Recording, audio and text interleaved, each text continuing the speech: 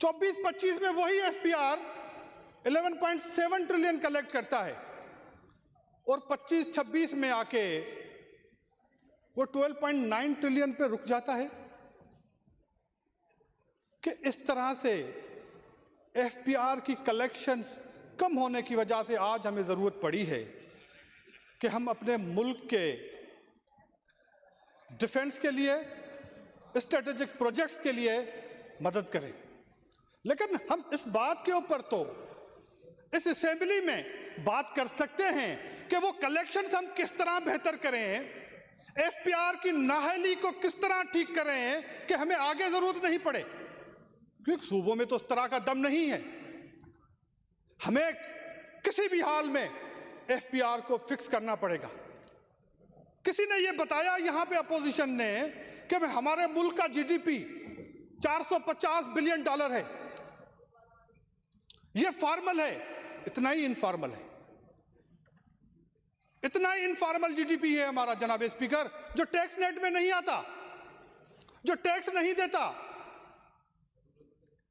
आज हमें इस बात की जरूरत है कि किस तरह इस नाअहली को अहलियत के अंदर तब्दील करें। किसी को याद है कि SRB, sales tax on services, जब सूबों को डिवॉल्व किया गया था 12-13 के अंदर, तो 12-13 अरब से आज एसआरबी की कलेक्शन 350 अरब रुपए है। एफपीआर की हालत ये क्यों है? एफपीआर वहां पे क्यों फंसा हुआ है?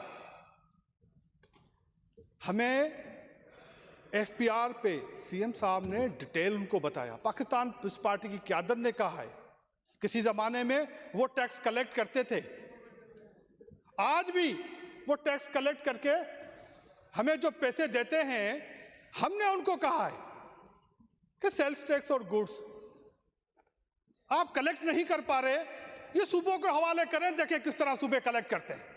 हम आपको कलेक्ट करके देते हैं, हम आपको एफपीआर बेहतर बना के देते हैं, लेकिन नियत नहीं है, मुल्क को ठीक करने की नियत नहीं है।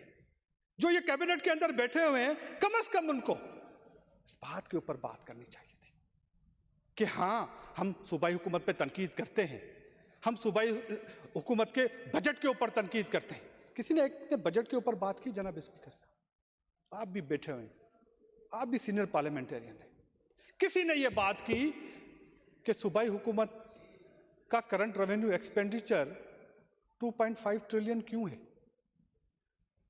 किसी ने यह बात की कि हमारा 118 अरब रुपए का डेवलपमेंट पोर्टफोलियो था, वो 720 अरब रुपए क्यों आया है?